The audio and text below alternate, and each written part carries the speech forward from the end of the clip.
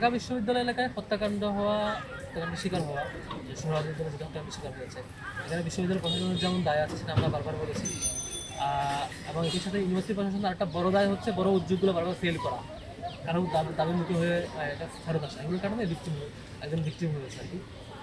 এটা প্রথম আমাদের বারবার দাবি ছিল এই হত্যাকাণ্ডের দ্রুত বিচার হওয়া বেড়ে, খুবই দুঃখজনক এখন পর্যন্ত পূর্ণাঙ্গ বিচার আসে নাই, পূর্ণাঙ্গ তথ্যগুলো সামনে পাবলিশ হয় নাই। প্রশাসন বলছে পুলিশ কর্তৃপক্ষ চেষ্টা করছে, এতদিন পর্যন্ত না আসে, এটা পুলিশ প্রশাসনের দিক থেকেও পূর্ণাঙ্গ সাপোর্ট না আসা বা প্রশাসনও এগুলো করতে না পারে, এটা দুই দিক থেকেই তাদের দায় আছে আর কি।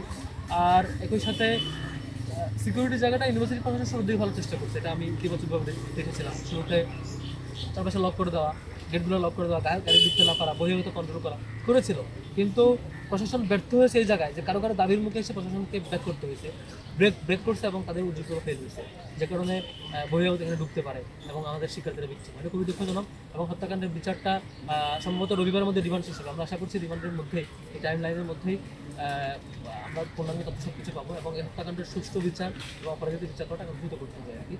এবং একই সাথে প্রশাসনের ব্যাপারে যে ধীরগতি আমার কাছে মনে হয়েছে প্রশাসন এবং পুলিশ প্রশাসন দুদিক থেকেই এই ব্যাপারে সব তথ্য উদ্ঘাটনে তড়িৎ রেসপন্সের ব্যাপারে আমরা রেসপন্স পাই নাই।